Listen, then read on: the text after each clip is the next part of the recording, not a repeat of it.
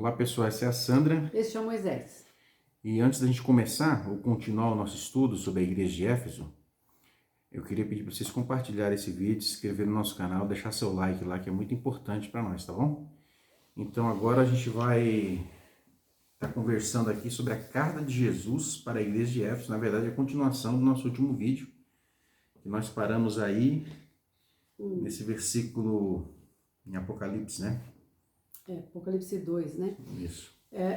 Nós estamos falando sobre os mistérios das 7 cartas que Jesus, em Apocalipse, falou para João escrever. Então, são 7 cartas para 7 igrejas da Ásia, e é muito interessante o estudo dessas cartas, porque ela é cheia de mistérios, cheia de informações. Então, a primeira carta foi Éfeso, nós falamos no vídeo anterior, e nós chegamos até a primeira camada de entendimento, que é a parte histórica, e a parte histórica é um pouco densa. Nós já vimos essa parte. Mas as cartas sempre têm essa estrutura, né? Jesus se dá um título, que é muito interessante. O nome da igreja é interessante, porque sempre tem um significado que tem a ver também. E depois nós temos uma aplicação pessoal, uma aplicação para as igrejas e um mistério no final. Então a carta tem uma estrutura que vale a pena a gente prestar atenção. Então hoje nós estamos no capítulo 2 e nós vamos ler agora o versos 5 e 6. Então se você tiver com a sua Bíblia, é muito legal se você abrir e acompanhar para estudar melhor, né? Isso aqui. Diz assim: lembra-te, pois, de onde caíste, arrepende-te e pratica as primeiras obras, e se não, brevemente virei a ti, e removerei do seu lugar o seu castiçal, se não te arrependeres. Tens, porém, isto, de bom, né? Tens, porém, isto, que aborreces as obras dos nicolaítas, as quais eu também aborreço. Então, as cartas sempre têm um elogio e, às vezes, uma chamada de atenção. Geralmente é isso, né? No corpo, assim, da carta. E Jesus fala para essa igreja aqui, em todas as cartas ele fala: conheço muito bem as suas obras, ou seja, sei muito bem o que você faz de bom e de ruim. Então, a gente já pega aqui uma aplicação para todos nós, né? E para a igreja de Éfeso, o Senhor está falando aqui, ó: lembra-te, pois, de onde caíste, e arrepende-te e pratica as primeiras obras, senão virei a ti e removerei o teu castiçal. Lembrando que castiçal, o próprio Jesus disse que é igreja. Quando a gente lê castiçal, ele está dizendo igreja, né? Então, Jesus manda se arrepender agora. Quer dizer, assim que vocês estiverem ouvindo a leitura dessa carta, se arrependam. Senão, virei a ti brevemente e removerei o teu castiçal. E onde está o castiçal de Éfeso hoje? Não existe. Se foi removido. Porque faltou aquela geração, né, que ouviu a carta, paixão, entusiasmo e o amor que tinham os primeiros irmãos. Então, a outra geração abandonou o primeiro amor. Não se arrependeu quando ouviu a carta e o castiçal foi tirado. Eles eram guardiões da fé, mas no seco, sem amor. Então só pensa se hoje nós estamos vivendo igrejas assim, que são guardiões da fé, mas está seco, sem amor nenhum. São boas no que fazem, sim, né? São profissionais. As obras são boas, mas O primeiro amor. Você veja como isso é importante para o Senhor. Não adianta uma coisa sem a outra, né? A igreja foi removida. E vemos aqui que a igreja não é o líder, não é denominação, não é convenção, não adianta. A igreja é de Jesus Cristo. E é Ele que vai dizer como tem que ser, né? Agora, o que Jesus quis dizer com: mas você tem isso de bom, que assim como eu não gosto das obras dos nicolaítas, você também não gosta. O que Jesus quis dizer com isso? E veja que Jesus, ele aborrece as obras dos nicolaítas, mas não as pessoas, tá? E a gente vai ver que numa próxima carta, aquilo que era obras que estavam tentando fazer nessa igreja se tornou doutrina depois, infelizmente. Então vamos lá. Nicolaítas. Alguns estudiosos dizem que no primeiro século havia uma seita, e essa seita dizia ter a autoridade apostólica. Eles eram falsos apóstolos e falsos profetas. Lá em Apocalipse 2, do 14 ao 15, que já é em outra carta, Jesus compara esses nicolaítas com Balaão, lá do Antigo Testamento. Quem era Balaão? Era alguém que conquistava as pessoas através de fraude, de engano, né? E é interessante, porque o nome nicolaítas vem de Nicolaus, e Nicolaus é a composição de duas palavras, Nico e Laus. Então, Nico é ele conquista e laos é povo, gente, pessoas. Ele conquista pessoas, né? Que é muito interessante porque vocês estão vendo o joguinho de palavra com Balaão, que era isso que Balaão fazia. E nós vemos assim, né, que os ensinamentos de Paulo para aquela igreja foram totalmente proféticos. Tudo que o Paulo falou, não façam isso, tome cuidado disso, acabou acontecendo. Então, nessa primeira camada de entendimento, no vídeo anterior nós falamos tudo, né, da história dessa igreja que realmente existiu, tinha uma localização geográfica, nós vimos isso no vídeo anterior, e o que Jesus falou é, se você não se arrepender, vai ser removido. E nós estamos vendo que essa igreja foi removida. Mas tem uma outra camada de entendimento dessa igreja, que é a segunda camada, que é uma aplicação a todas as igrejas, desde de todos os tempos, né? De todos os tempos, desde a igreja primitiva até hoje, né? Uma delas é que nós devemos nos preocupar com o fundamento da igreja, fundamento apostólico, né? Na palavra, a importância de estar fundamentado na palavra do Senhor. Outra coisa é a pureza na doutrina, aborrecendo as heresias. Terceira coisa é uma devoção ao rei. Então não adianta uma coisa sem a outra, precisa de ter devoção. O que é essa devoção? É o amor, é o primeiro amor, é nunca abandonar o primeiro amor.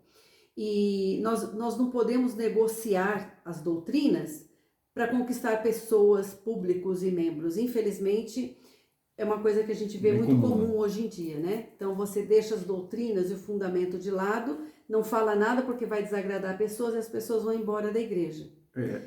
A questão desse primeiro amor aí, só rapidinho, a gente vê hoje muitas igrejas, muitos ministérios fazendo com excelência, né? Fazendo com profissionalismo, é incrível, é uma coisa fantástica.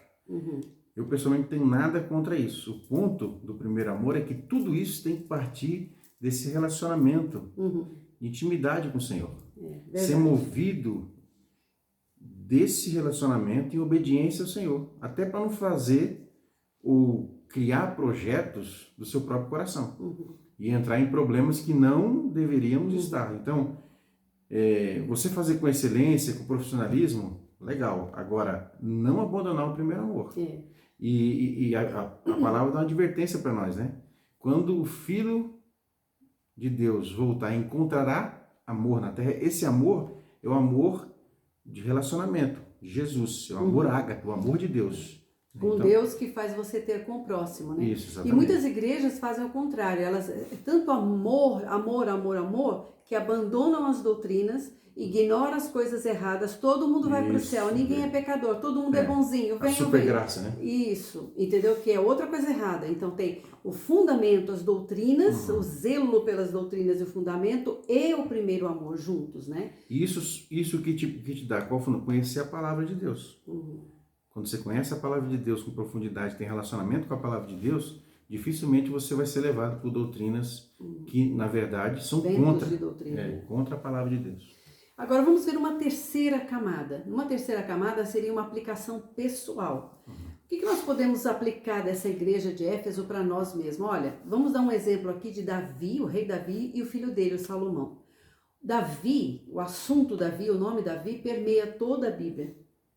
E na Bíblia, Antigo Testamento, Novo Testamento, todinho você vê Davi, o rei Davi. Salomão já é mencionado somente em comentários adversos, né? Tipo, Jesus falou, nem Salomão em toda a sua glória se vestiu como os lírios do campo, tá lá em Mateus 6:28, né? Então, infelizmente, Salomão começa com sabedoria, mas se torna apóstata por causa das suas esposas estrangeiras, né? Então, muitas vezes, não importa como a gente começa, mas como nós vamos terminar. Nós podemos começar meio fracos, meio torto, meio, né, como Davi cometeu vários erros, mas se arrependeu sinceramente na presença do Senhor. Davi buscava relacionamento, esse relacionamento que você acabou de falar. E não cometeu mais, né? Porque ele se arrependia, ele não cometia mais. Exato.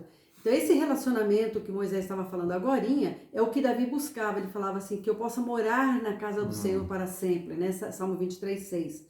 Então essa advertência básica que nós temos que aplicar no nosso coração é a devoção, não apenas a doutrina, mas a devoção, o primeiro amor, que está lá em Deuteronômio 6:5, que diz, amarás, pois, ao Senhor teu Deus de todo o teu coração, de toda a tua alma e de todas as tuas forças. E 1 Coríntios 13, no Novo Testamento, que diz: ainda que eu falasse a língua dos homens e dos anjos e não tivesse amor, seria como metal que soa ou como símbolo que retine. Vocês entendem que é uma combinação das duas coisas, né? O fundamento que está na palavra de Deus, mas com um amor sincero. Primeiro, esse amor é ao Senhor, um amor mesmo verdadeiro de compromisso de alma, que vai fazer com que você ame as outras pessoas, né? É interessante. Então, o que é esse primeiro amor, né? O Dr. Chuck Missler tem uma frase dele que eu gosto muito, ele diz assim: primeiro amor é o abandono de tudo por um amor que abandonou tudo por você. Nossa, que fantástico. Lindo, né? Vou ler de novo, ó. O primeiro amor é o abandono de tudo por um amor que abandonou tudo por você. Então, é um amor, é a pérola de grande valor que quando você encontra, você vende todo o resto por causa dela, entendeu? Então, é um relacionamento de amor com Jesus que faz com que você deixe de ter desejos que antes você tinha, e vontades e projetos por causa dele, para ele, por causa dele, né? Bom, Apocalipse, agora 2, verso 7, Jesus faz uma promessa para essa igreja. Geralmente tem uma promessa na estrutura dessas cartas, né? Vamos ver a promessa. Diz assim... geralmente a promessa está assim, ó, depois da frase que termina normalmente a carta, né? Tipo, quem tem ouvidos, ouça o que o Espírito diz à igreja. Isso finaliza a carta. Mas aí vem, parece que Jesus esqueceu, né? Entre aspas, né? Esqueceu de colocar um comentário no corpo da carta. E agora que ele já terminou, ele, opa, peraí, tem mais uma coisinha. Aí ele faz um PS, sabe? Postscript, né? E ele escreve: ao que vencer, darei de comer da árvore da vida, que está no meio do jardim de Deus, do paraíso de Deus. E é interessante, porque a árvore da vida, existem muitos mitos nas culturas por aí, né? Vamos ver algumas aqui, ó. A árvore Roma, dos persas, ela cresce na primavera até Arduizur, o qual vem do trono de Deus. Tem a árvore Halpasoma dos hindus, que fornece a água da imortalidade. Tem a árvore Tuba dos árabes, a árvore Lótus dos gregos. Tem a árvore da Síria, que é adornada de figuras reais e guardadas por genes, que é o similar aos querubins, que está lá em Ezequiel 47:12. Então, agora, da onde que veio essa árvore da vida? Veio lá de Gênesis 2:9. E o Senhor fez brotar da terra toda a árvore agradável à vista e boa para a comida, e a árvore da vida no meio do jardim, e a árvore da ciência do bem e do mal. Nós sabemos que depois do pecado, em Gênesis 3:24, o Senhor colocou querubins com espadas inflamadas para guardar o acesso, né, para o caminho para a árvore da vida. Então o homem perdeu o acesso à árvore da vida. E aqui ele está dizendo a promessa para a igreja dele: mas quem vencer, lhe darei de comer dessa árvore que foi proibida lá no jardim. Nós vamos comer Bênção dessa árvore. pura, né? Então, Sandra, eu acho que em algum momento para a gente parar esse vídeo e a gente vai responder no próximo vídeo essa pergunta: como foi a condenação dessa igreja local?